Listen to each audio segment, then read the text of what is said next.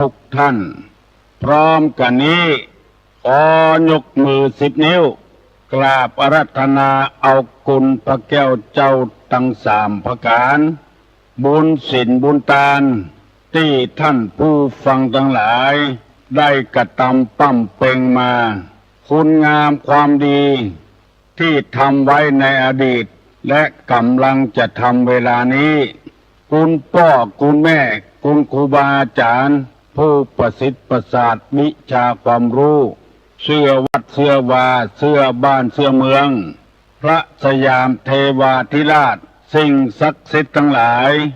อันมีพระบรมธาตุเจ้าโดสุเทพครูบาเจ้าศรีวิจัยนักบุญแห่งล้านนาไทยพระธาตุเจ้าหริพูนชัย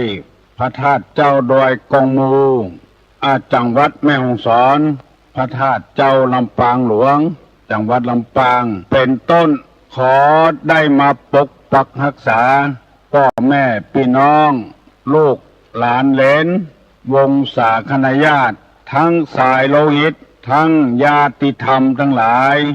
ตลอดถึงข้าราชการทหารที่อยู่ในทาเทวมนุษย์สานังสมกับเป็นพุทธบริษัทในทางพระพุทธศาสนาซึ่งบรรพบุรุษของเราได้ยึดเอาไว้เป็นศาสนาประจำบ้านประจำเมืองโดยที่เป็นศาสนาที่มีแก่นมีสารไหว้สาเคารพนับถือนำไปปฏิบัติแล้วบ่เป็นพิษบ่เป็นภัยกับไผเป็นเรื่องที่ดีของสังคมอยู่ตลอดเพราะในทางพุทธศาสนานี้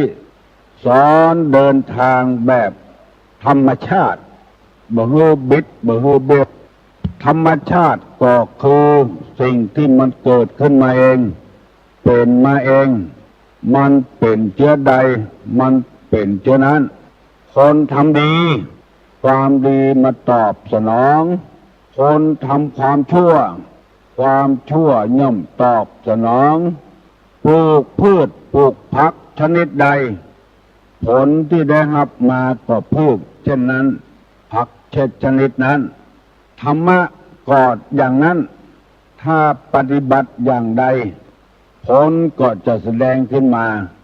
ถ้าบ่ปฏิบัติเลยผลก็บ่แสดงขึ้นมาเหมือนกับเฮาปลูกมะม่วงที่เฮาจะกินที่เฮาปลูกก็บ่ได้กินไปกินมะม่วงของบ้านอื่นคนอื่นพูนที่เพิ่นปลูกมีลูกก็จำเป็นได้ทุกข์กับลูกถ้ามีก็บ่ได้ทุกข์กับลูกหรือบ่มีเอาลูกคนอื่นมาเลี้ยงเอาหลานคนอื่นมาเลี้ยงลูกคนตัวเองมาเลี้ยงก็ย่อมจะเป็นทุกข์เช่นเดียวกันถ้าหากบ่ใครทุกข์กับลูกกับหลานเฮาก็บ่ไปพัวพันกับมันบ่เอามาเลี้ยงมันก็บ่ทุกข์ยกตัวอย่างให้เป็นธรรมชาติที่พี่น้องทั้งหลายได้ฟังแล้วมันเป็นธรรมชาติคนที่บ่มีรถก็บ่เดือดว่าน้ำมันแพงเพราะว่าบ่มีรถเอาน้ำมันเข้าใส่เปิ้นก็บ่เดือดหมู่ที่มีรถก็เดือดเพราะน้ำมันแพงมันเป็นธรรมชาติเพราะเอาซื้อรถมาต้องใส่น้ำมันเมื่อมีรถแล้วมีน้ำมันแล้วบ่มีคนขับก็ต้องทุกข์ทำแล้วตัวเองขับบ่จ้างครับบ่เป็นได้อันนั้นมาก็ต้องเป็นทุกข์กับอันนั้นถ้าบ่ได้ก็บ่เป็นทุกข์บ่มีเงินบ่มีทองก็เป็นทุกข์เพราะเฮาใจสุรุ่ยสุร่ายเฮาขี้ค้านบ่ประกอบอาชีพอันใดอยู่กินละเหินเปิ้นขอบไปเลยอันนี้ก็คือเป็นธรรมชาติ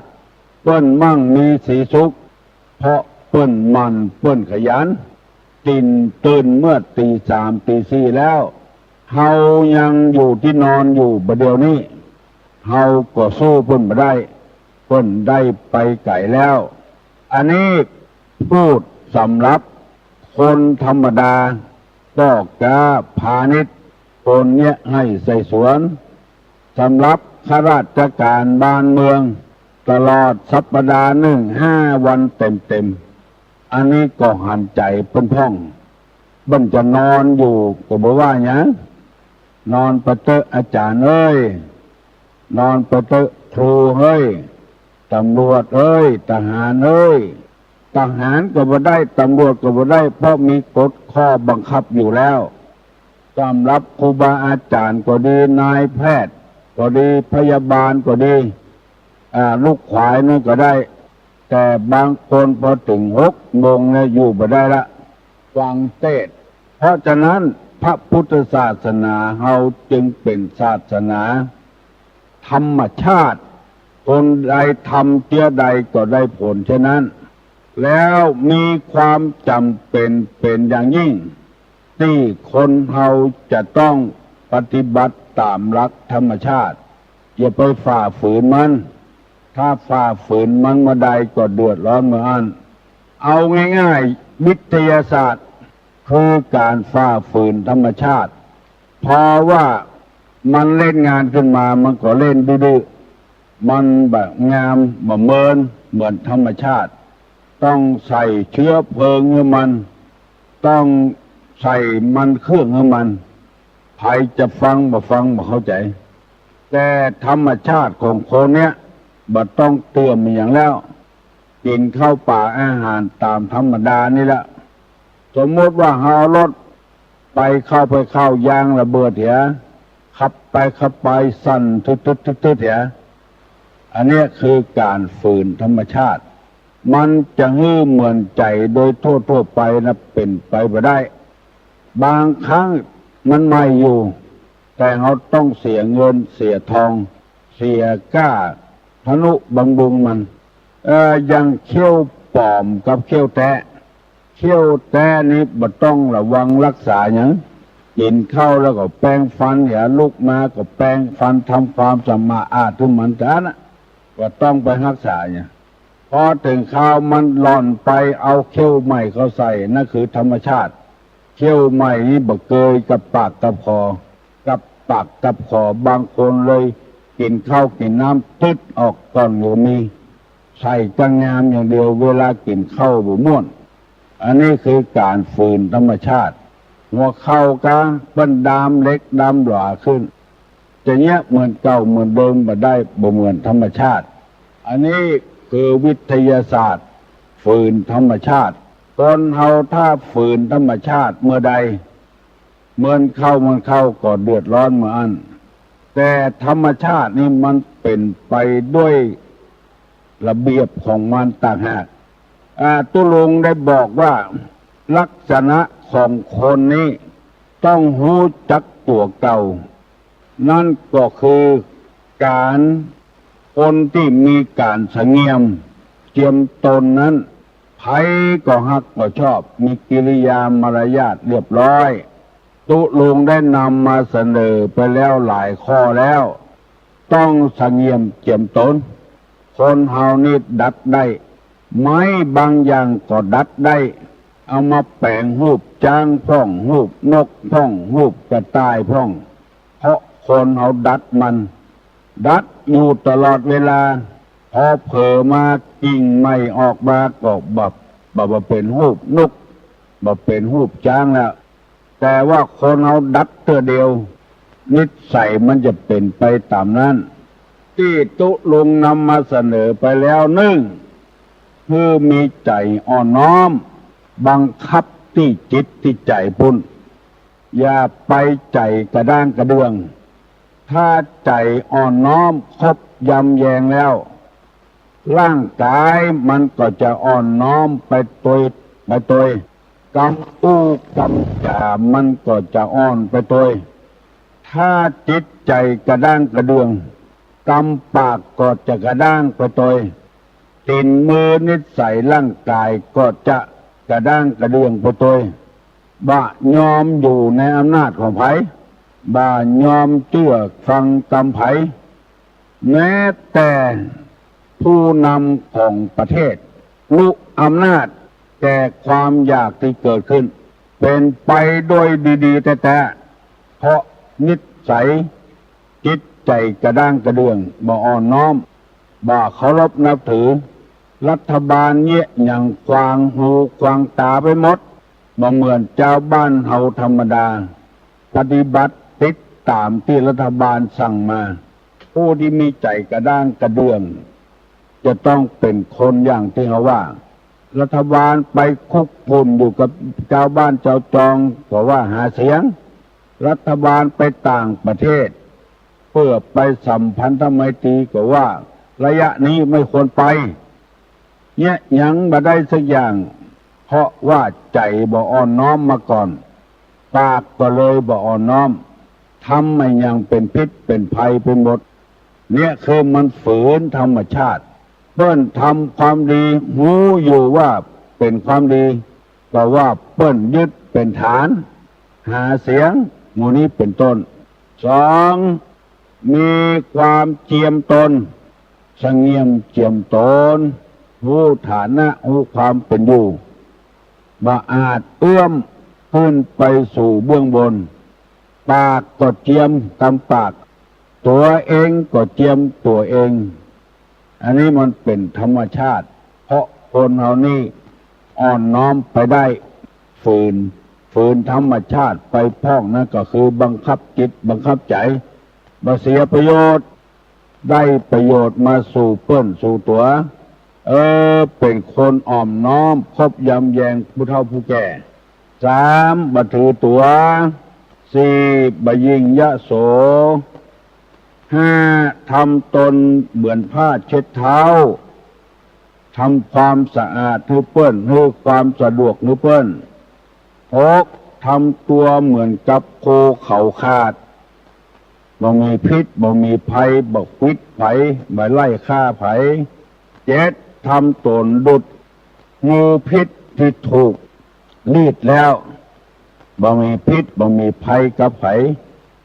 ผัวก็บ่มีพิษกับเมียเมียก็บ่มีพิษกับผัวแปดอ่อนโยนเก้านุ่มนวลวันนี้จะอธิบายคำว่าอ่อนโยนข้อที่แปดกับข้อที่เก้านุ่มนวลอ่อนโยนนี่บ่ใจอ่อนแอไปสังเกตพ่อผัวเมียเป็นอยู่กับกันเมียไม่ยิงคนใดอ่อนโยนต่อผัวได้ปฏิบัติปัดโผผัวจะมีคนนิยมชมชอบคนต่างภาคกลางภาคใต้นิยมมาเสาะเมียต่างเหนือเพราะว่าคนต่างเหนือนี้ได้รับอิทธิพลจากพระพุทธศาสนาปฏิบัติปัดโผผัวดีผู้บาดย่างต่างเตียวอย่าว่าแต่คนไทยภาคกลางภาคใต้เลยแม้แต่ฝรั่งมั่งค่าเพราะนิยมเอาคนไทยไปเป็นเมียว่าใจเพื่อกามราคะอย่างเดียวเพราะแม่ยิงตังเหนือพ่อแม่เป็นคนสั่งคนสอนคืออ่อนโยนคือนุ่มนวลต่อสามีปฏิบัติดีแต่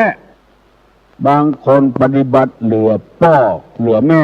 ผู้มือกำเนิดจำก่อนปฏิบัติสามีคนจึงนิยมชมชอบกันแม่ยิงฝรั่งชอบแต่งงานกับผู้ชายต่างประเทศอย่างทางภาคอีสานเพราะว่าคนผู้ชายต่างประเทศมีความนุ่มนวลอ่อนโยนบ่เหมือนคนไทยเฮาเหี้ยมโหดกินเหล้าเมายามาแล้วมาไล่เตะลูกเตะเมียว่าจะได้ก็บ่ฟังลูกอยู่คนตี้คนต่างคนจอกคนแจ้งเหี้ยมโหดบ่อ่อนโยนบ่นุ่มนวลเหมือนฝรั่งนี่ไปที่ไหนเอาเมียนำหน้าต่างคนต่างอ่อนโยนนุ่มนวลเข้าใส่กัน แม่ยิงไทยก็อ่อนโนอ่อนโยนนุ่มนวลก็ชายฝรั่งก็อ่อนโยนนุ่มนวล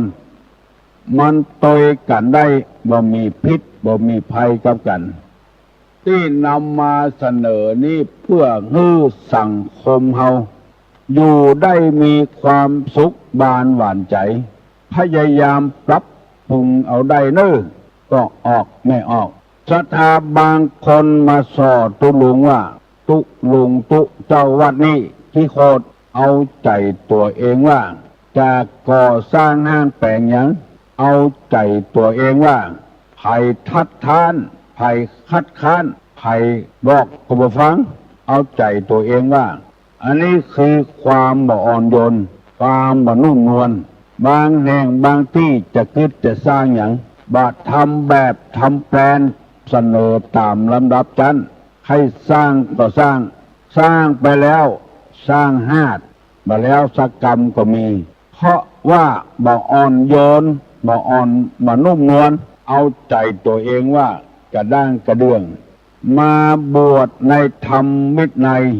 ยังบ่เข้าใจดีเตื้อก็เลยทำตัวเหมือนกับเป็นเจ้าบ้านธรรมดาพฤติกรรมเป็นเช่นนั้นไผว่าก็บ่ได้เพิ่นตักเตือนก็ว่าเพิ่นอิจฉาเพิ่นแกล้งว่าได้พยายามปรับปรุงนิสัยตัวเก่าให้นุ่มนวลให้อ่อนโยนมีหลายวัดหลายวาที่ศรัทธาบ่อยใครเข้าวัดเขาว่าเพราะตัวเจ้าบ่อ่อนโยนบ่นุ่มนวลสวกมือศรัทธาไปปล่อยหลวงบัดโตยขบวนโคตานไปที่อื่นที่ไกลเหรอคนที่คนต่างที่นำมาเสนอนี้บัดได้ว่าให้ไผสักคนเพื่อให้พ่อแม่พี่น้องลูกเต้าหลานเลนพระสงฆ์พระเจ้าได้มีนิสัยนุ่มนวลและอ่อนโยนหรืออ่อนโยนและนุ่มนวลอู้กับพอออกไม่ออกอู้อย่างนุ่มนวลเข้าใจดีอย่าไปโอหังทางแตกลูกเต้าก็ดีผัวเมียก็ดีก็กับแม่ก็ดีหัวหน้าคนก็ดีข้าราชการทหารตำรวจก็ดีถ้าคนใดอ่อนโยนและนุ่มนวลหัวหน้าเจ้านายอ่อนโยนนุ่มนวลต่อลูกน้องก็ฮักก็แปลงไปใจอำนาจบาดใหญ่เกินไปมันก็หมดที่หมดทางพระพุทธเจ้าทำเป็นตัวอย่างบางคนจะมีคนฆ่าคนแกงบ่คอดกรรมบ่กระทำเวรอย่างเสียอย่างธรรมชาติจึงจะลงโทษมันคนเดียวปล่อยมันตามความต้องการของมันเช่นพระเทวทัตใส่ร้ายป้ายสีพระพุทธเจ้ากู้ยังแม้แต่ลมหายใจบดายก็ใส่ร้ายพระพุทธเจ้าโคตรแต่พระองค์ก็บ่โคตรยังนุ่มนวลอยู่ตลอดเวลาไปที่ไหนครั้งหนึ่งพระองค์ไปบิณฑบาตคนที่นอกศาสนาบ่มีศาสนาหานพระพุทธเจ้ามาบิณฑบาตมาเจ้าพร้อมกับด้วยภิกขุทั้งหลายคนนอกศาสนาปากันไล่ด่าพระพุทธเจ้าไปตั้งใดก็เกิดด่าจนพระอานนท์ทนบ่ได้ทูลถามว่าพระพุทธเจ้าหมู่นี้มันด่าตึงวันพระพุทธเจ้ายังบ่ย้ายไปที่อื่นเนี่ยพระองค์บอกว่าอานนท์เอ๋ยถ้าเฮาย้ายไปที่อื่นด่าเฮาแถมเฮาก็ย้ายไปแถมเฮาใจความอ่อนโยนใจความนุ่มนวลดีกว่าที่เขาด่านั้นมันบ่มีเป็นความจริงเขาใส่ร้ายป้ายสีต่างหากเขาบ่ฮู้น้ำทำคำสอนของเฮาเขามีนิสัยเจอี้มาแต่โคตรแต่เงาของเขาเพราะฉะนั้นเฮาจะบ่หนีเฮาจะอยู่เจ๊ะถ้ามันมีความผิดอย่างเขาว่า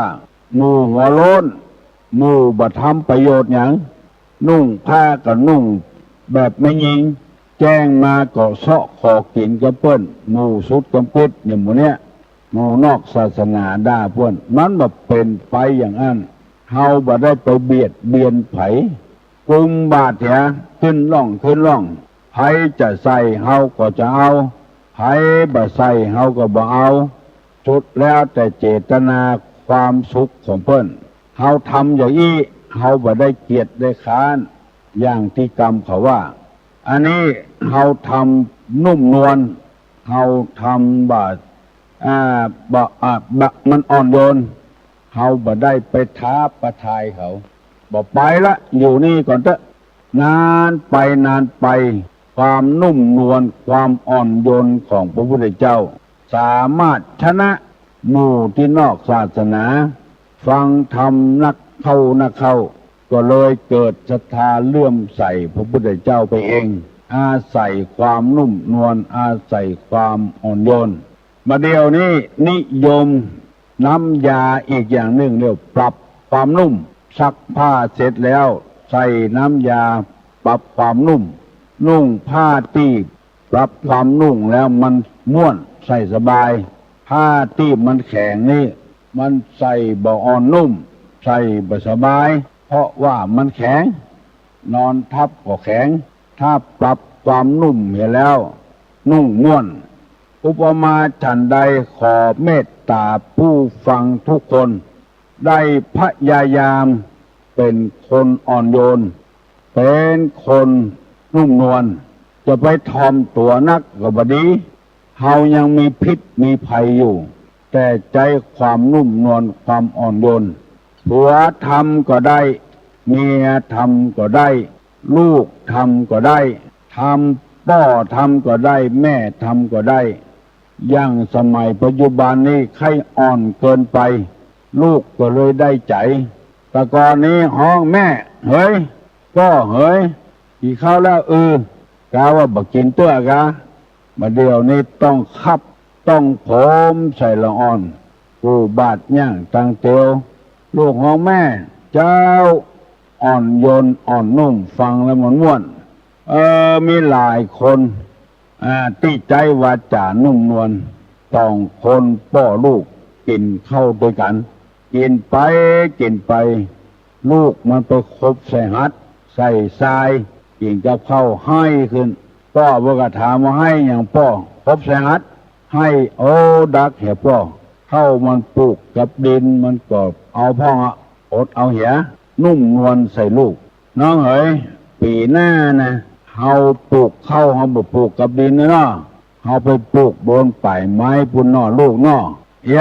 ลองคิดพอเรานุ่มนวลขนาดนักนุ่มนวลต่อลูกมันก็คิดได้ว่าไปเป็นได้จะได้เอาเข้าไปปลูกบนป่ายไม้มันปลูกกับดินมันก็ย่อมเป็นหัดอยู่พ่องตุลงไปหันคนที่อ่อนนุ่มอ่อนโยนและอ่อนนุ่มนวลนี่ไปหันก็ขุนสังกะแปงเนี่ยก็ขุนเป่าก็ขุนเป็นประชาเพื่อเนื่องปนิมนต์ประเทศเพิ่นก็มานั่งนี่ป้อเป็นป้อของพ่อเลี้ยงสวนโลเป็นป้อของพ่อเลี้ยงทองใบโลเป็นเล่าให้ฟังใจความนุ่มนวลเนี่ยก็ถามว่าอันกาพ่อเลี้ยงสวนอยู่นี่ก็อยู่รู้ทุกเจ้าพ่อเลี้ยงพ่อเลี้ยงสวนลูกเปิ้นแต่เจ้าบ้านห้องพ่อเลี้ยงก็ห้องตัวเปิ้นห้องลูกเป็นพ่อเลี้ยงมันนุ่มนวลตุลุงได้ยินแล้วจำตะฮอดบะเดียวเป็น40-50 ปีที่ล่วงแล้วมาแล้วอันนี้ยกตัวอย่างให้ฟังพ่อเลี้ยงใบพ่อเลี้ยงสวนนุ่มนวลอ่อนโยนว่าตามเจ้าบ้านว่าตามทุกเจ้าอันนี้ยกตัวอย่างให้ฟังพ่อคุณเปาคุณเป็นประชานี่มีเมียถึง3 คนอยู่ด้วยกันหันหมดบ่มีการทะเลาะเบาะแว้งกันบางคนนี่เมียเปิ้นตายไปเป็นเมียของเปิ้นทำไมอยู่กับผัวอยู่ได้แต่ไปทะเลาะกับลูกติดเมียทำไมอันเนี้ยบ่อ่อนโยนบ่นุ่มนวลกระด้างกระเดื่องในที่สุดก็อยู่บ่ได้ต้องละกันหย่ากันเพราะว่าประเดี๋ยวว่าจะมา